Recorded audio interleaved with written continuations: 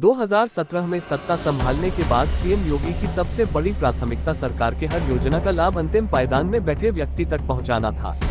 साथ ही साथ ग्रामीण व आदिवासी क्षेत्रों में रहने वाली महिलाओं को आर्थिक व सामाजिक रूप से मजबूती प्रदान करना था, ताकि महिलाएं आर्थिक व सामाजिक रूप से आत्मनिर्भर बनकर देश के विकास में अपनी भागीदारी सुनिश्चित कर सके। इसके लिए सीएम योगी ने राष्ट्रीय ग्रामीण आजीविका मिशन के माध्यम से महिलाओं को अधिक सशक्त और आत्मनिर्भर बनाने के लिए कई कार्यक्रम शुरू किए, जिसका नतीजा अब सामने दिखने लगा है। यूपी के आदिवासी जिले सोनभद्र में सीएम योगी की पहल से समूह की महिलाओं द्वारा ऐसा हर्बल साबुन बनाया गया है, जिसे न सिर्फ प्रदेश में बल्कि विदेशों में भी काफी पसंद किया जा रहा है। बकरी की दूध से बने इस हर्बल साबुन का नाम सोन सखी रखा गया है।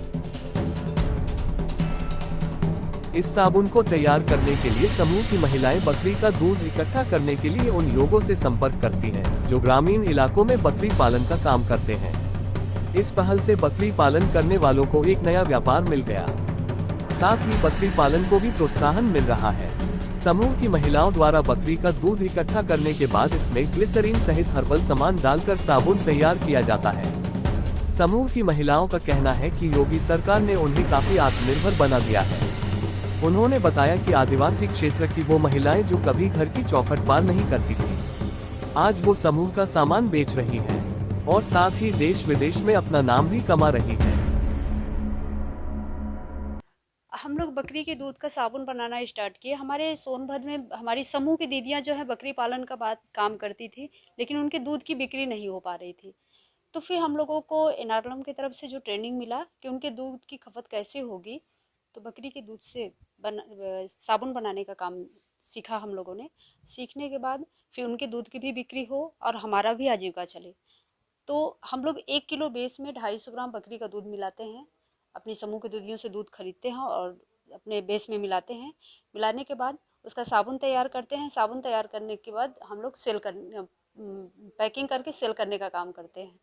हमारा 5 समूह, स्टार्टिंग में 1 समूह स्टार्ट हुआ काम करने का, अभी जो है 20 समूह तैयार हो गया है, काम करता है वो।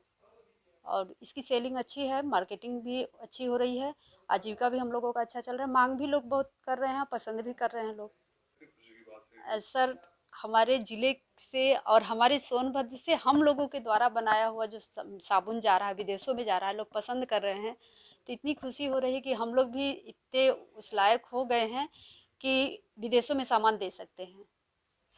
योगी जी के आने से, प्रधानमंत्री जी हमारे और मुख्यमंत्री जी के आने से हमारी महिलाएं जो हैं, हमारे देश की महिलाएं इतनी सशक्त हो गई हैं और इतनी आगे हो गई हैं। हम बहुत बहुत धन्यवाद देते हैं अपने प्रधानमंत्री जी को, अपने मुख्यमंत्री जी को, कि हम महिलाओं को आगे बढ़ाने का काम उन्होंने किया। और हमारा आजीविका, सबसे बड़ी बात है, हमारे आजीविका के बारे में उन्होंने सोचा और हमारे आजीविका को चलाने का काम किया। और जो उनका सपना था कि लखपति दीदी बनने का, वो लखपति दीदी हमारी समूह की दीदियां बन रही हैं, हम लोग खुद बन रहे हैं।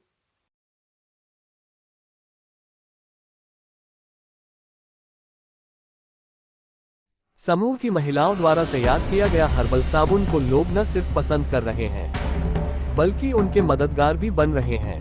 मीडिया क्षेत्र से जुड़ी इंदु पांडे हर्बल साबुन से काफी प्रभावित है। इंदु पांडे न सिर्फ देश में बल्कि विदेशों में भी अपने लोगों को न सिर्फ इस साबुन को प्रयोग करने के लिए प्रोत्साहित करती हैं, बल्कि उन्हें खरीदकर सैंपल के तौर पर देती भी हैं। यही कारण है कि जापान सहित जर्मनी में इस साबुन को लोग जानने लगे हैं और इसकी मांग कर रहे हैं।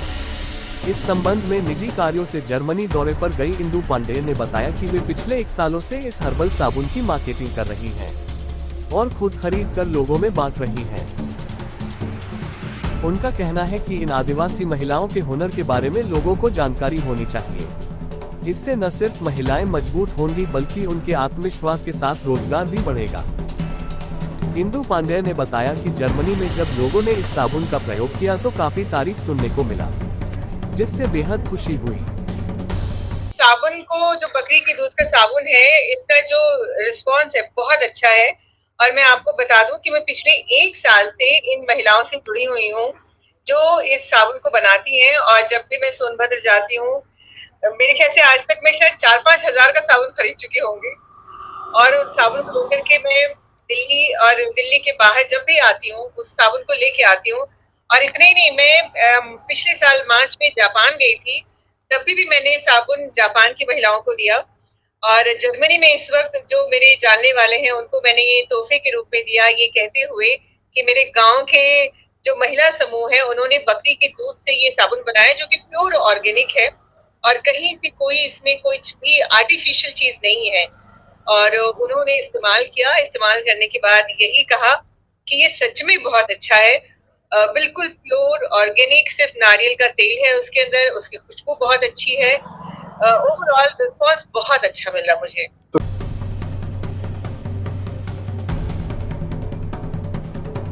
बहरहाल सीएम योगी ने देश के विकास में भागीदारी के लिए महिलाओं को जागरूक तो कर दिया, लेकिन यह मुहिम तब तक अपने अंतिम स्वरूप तक नहीं पहुंच सकता जब तक कि इन महिलाओं के उत्पाद को सरकारी अधिकारी और कर्मचारी अपने रोजमर्रा के जीवन में प्रयोग न करें।